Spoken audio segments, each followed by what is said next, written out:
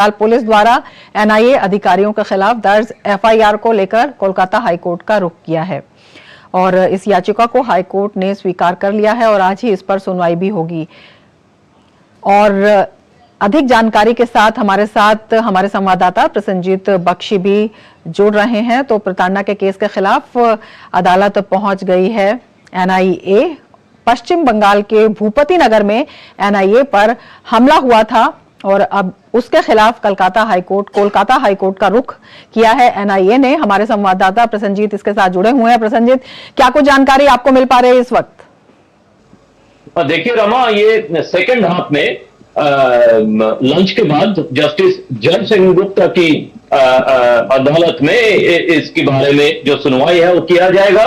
और इस जो एनआईए की तरफ से जो अपील किया गया है उसमें यह किया गया है कि ये जो एनआईए के अफसर्स के खिलाफ मोलेस्टेशन की केस लगाया गया भूपति नगर थाने की तरफ से, इसका क्वॉश किया जाए, इसको खारिज किया जाए।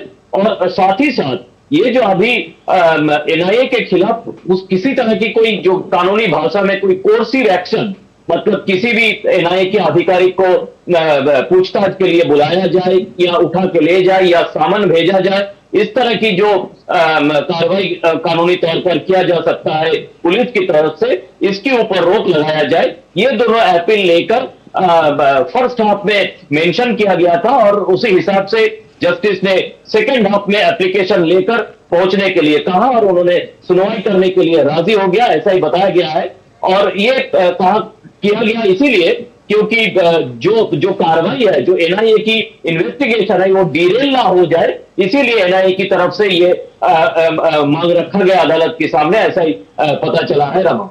बिल्कुल प्रसन्नजीत, आपसे ये भी जानना चाहेंगे कि ये पूरा जो मामला है उसके परिप्रेक्ष्य में क्या कुछ एनआईए का कहना है, किस तरह से अपील दर्ज की है और पूरा ये जो मामला है इसका बैकग्राउंडर भी आपसे जानना चाहेंगे।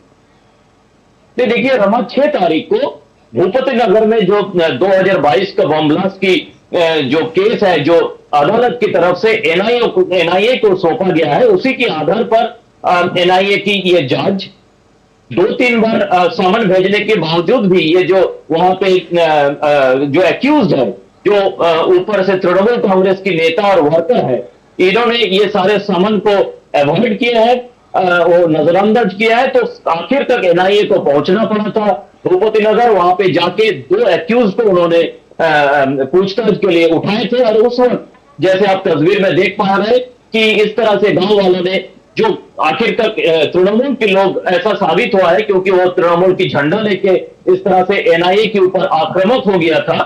और लेकिन बाद में एनआईए दोनों को पकड़ के अरेस्ट करके वापस कोलकाता भी ला सके, लेकिन इस हमले में एनआईए की एक अफसर भी आहत हुए। बाद में एनआईए के ऊपर एक दूसरा केस लगा दिया गया पुलिस की तरफ से कि एनआईए मोलेस्ट करने की कोशिश किया आधी रात को। तो इसी को लेकर पूरी कहानी है और एनआईए बिल्कुल बेहद अहम और संवेदनशील मामला है ये पूरा। आप नजर बनाए रखें। फिलहाल शुक्रिया पूरी जानकारी के लिए प्रसन्नजीत।